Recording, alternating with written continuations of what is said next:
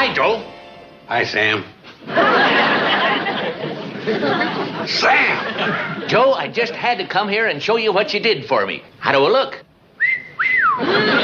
Close your eyes, and you can almost hear it. A whistle in the distance, a sleepy hotel at a lonely water stop, and three sisters who made the whole country smile. Petticoat Junction didn't try to be fashionable. It felt like home.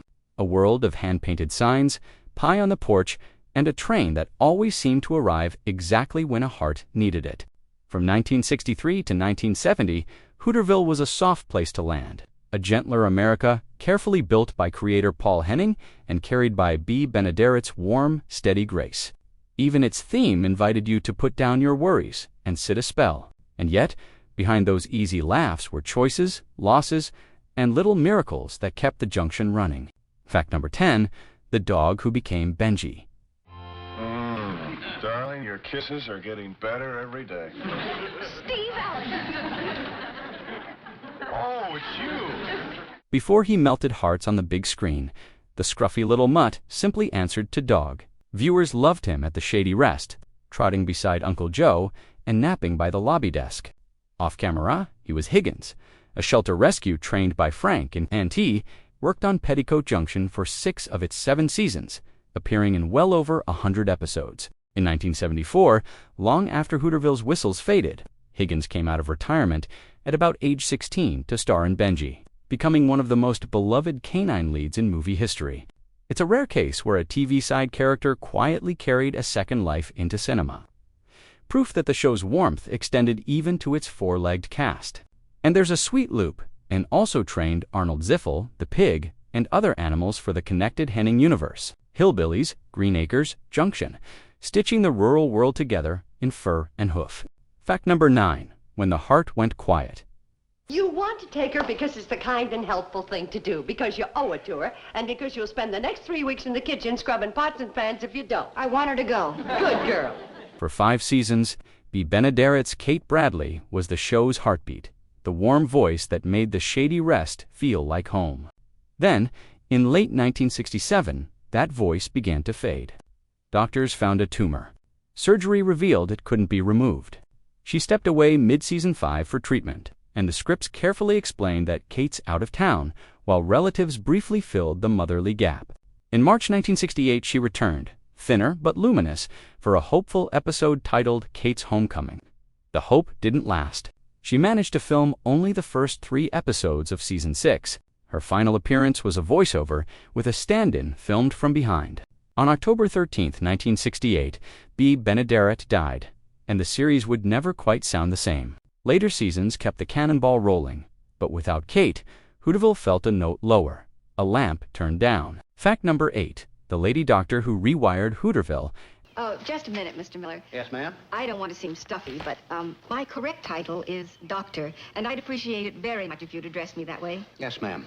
After Kate's light dimmed, the Shady rest needed a different kind of anchor, not a replacement mother, but a steady hand. Enter June Lockhart as Dr. Janet Craig, a poised physician who literally checked into the hotel in 1968. Producers chose not to recast Kate. Instead, they shifted the show's center of gravity, letting Lockhart's doctor become guide, confidant, and quiet ballast for the final 2 seasons.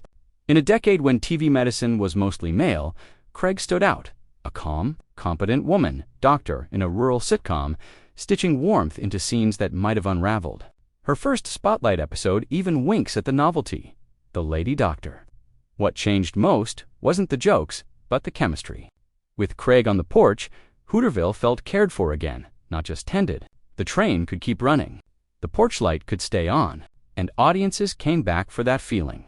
Fact number 7, 2 trains, 1 illusion.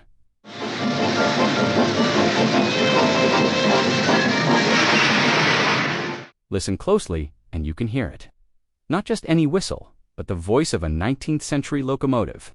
Paul Henning wanted the Cannonball to feel real. So real, he hired railroad historian Gerald M. Best to vet the sounds, the rhythm, the breath of steam. On screen, that authenticity came from a clever allusion to Hooterville cannonballs. The long, sunlit runs were the famed Sierra Railway No. 3, a true 1891 movie star engine that later returned to service after a modern restoration. For tight stage work, The show used a full-scale prop locomotive, originally built by 20th Century Fox for a ticket to Tomahawk, loaned from Portland's Hoyt Hotel, in exchange for the end credit shout-out, train furnished by Barbary Coast, Hoyt Hotel, Portland, Oregon. A dream stitched together from iron and fiberglass, history and make-believe. The Cannonball felt alive, because in pieces it was. Fact number 6. The shopkeeper who lived in 3 shows at once. I got a date at the barber shop to get my hair cut instead of tweezed. Hooterville's general store was modest. A bell on the door, a counter polished by elbows and time, and behind it, Sam Drucker, steady as a fence post. What most viewers never realized is that Frank Cady, who played Drucker, quietly performed a TV high-wire act from 1968 to 1969. He appeared as the same character on 3 sitcoms at the same time: Petticoat Junction, Green Acres, and the Beverly Hillbillies. It wasn't a cameo stunt. It was week-in, week-out story work, making him the only actor then to juggle a recurring role across 3 simultaneous series. By the end, Cady had clocked 152 episodes at the Shady Rest and 142 visits to Green Acres. One of just 3 Junction co-stars with Edgar Buchanan and Linda K. Henning to ride the series from start to finish. A single shopkeeper, 3 towns, 1 TV universe, and a small miracle of continuity before anyone used the word crossover. Fact number 5. The Billy Joe that almost was. How do you do, How do you do? Somebody sick? Your Uncle Joe again. Again? It's getting to be a terrible problem, isn't it? Before a single episode aired, the Shady Rest posed for family portraits that most viewers never saw, and in them, Billy Joe wasn't Janine Riley. It was a luminous newcomer named Sharon Tate. Early publicity stills were shot. Then the role was recast at the 11th hour. Why? Accounts differ. Rumors pointed to racy photos, but the version closest to Tate herself says producer Martin Ransohoff felt she wasn't ready for a central role. Mr. Ransohoff didn't want the audience to see me till I was ready, she recalled years later. And he steered her into smaller parts on Mr. Ed and the Beverly Hillbillies to build confidence. Imagine the ripple if Tate had stayed. The flirtatious older sister would have had a very different glow, and Hooterville's legend might read another way. Instead, Riley began the run, then Ganella Hutton, then Meredith McRae, while Tate took a different road toward a brief burning stardom. Fact number 4. The night a make-believe band became real, Hooterville once stormed the biggest stage in America. In Season 1, the Bradley sisters formed a mopped-up girl group called the Ladybugs, a gentle wink at Beatlemania. The gag took a startling turn. Ed Sullivan invited the actresses to perform on his Sunday showcase, 2 days before their sitcom episode aired. On March 22, 1964, Janine Riley, Pat Woodle, Linda K. Henning, and guest Sheila James Cole stepped under the lights and sang a cheeky rewrite of "I Saw Him Standing There," then told viewers to catch their story that Tuesday on CBS.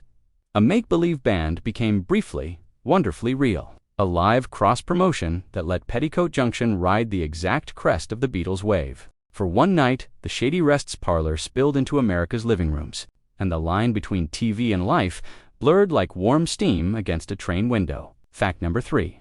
The name they almost chose. Names are destinies on television. And this show nearly wore a very different one. In pre-production, the working titles on Paul and Ruth Henning's desk read like road signs to 3 very different towns: Ozark Widow, Dern Tootin, and Whistle Stop. Each promised a tone: mournful corn pone, or strictly railroad. Then came the phrase that felt like home: Petticoat Junction. It wasn't a literal rail junction at all, but a water stop where 3 daughters left their petticoats draped over a tank and slipped into the cool. A playful whisper that set the series' gentle heartbeat. The deeper truth ran back to Eldon, Missouri, where Ruth's family kept the Burris Rock Island Hotel. Her childhood stories gave the Shady Refs its porch light and the Hooterville Cannonball its steam. Change the name, and you change the feeling, the memory. Keeping Petticoat Junction kept the smile. Fact number 2, the song that softened a loss. If Hooterville had a soul, you heard it before you saw it. A baritone invitation. Come ride the little train. Composer-singer Kurt Massey wasn't just background. He was ballast. After B. Benedoret's passing in October 1968, producers made a quiet change in the opening lyric that kept the world intact.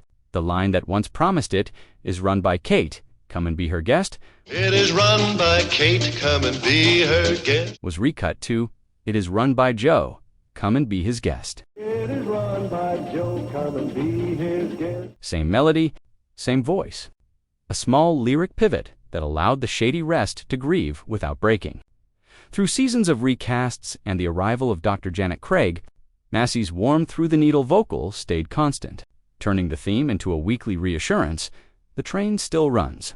The porch light is still on, and Hooterville can hold you a little while longer. The song didn't just open the show, it stitched the town back together. Fact number 1.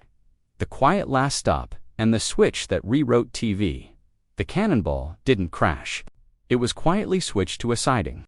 In spring 1970, CBS ended Petticoat Junction even as its rails still shone. A precursor to the rural purge, the pivot from small-town comfort to urban. Youth skewing shows advertisers preferred. What many fans never knew, the show had almost ended a year earlier. The season 6 closer, tune in next year, was built like a farewell, but CBS renewed once more, largely to bank 5 full years of color episodes for syndication. Then the axe fell. The final first-run broadcast aired April 4, 1970. By September 19, 1970, the same Saturday 9:30 slot in many markets belonged to a very different world. The Mary Tyler Moore Show. No grand finale, just a gentle fade and a timetable change that signaled the end of Hooterville on network TV. And the beginning of television's utopical age. Some nights you can still hear it. A whistle, soft as a lullaby, slipping through warm country air. The Cannonball rounds the bend, and the Shady rest glows like a memory you never had to earn. Voices on the porch, a dog asleep by the desk, a mother's laugh that lingers even when the scene changes. We came here for the jokes. We stayed for the kindness.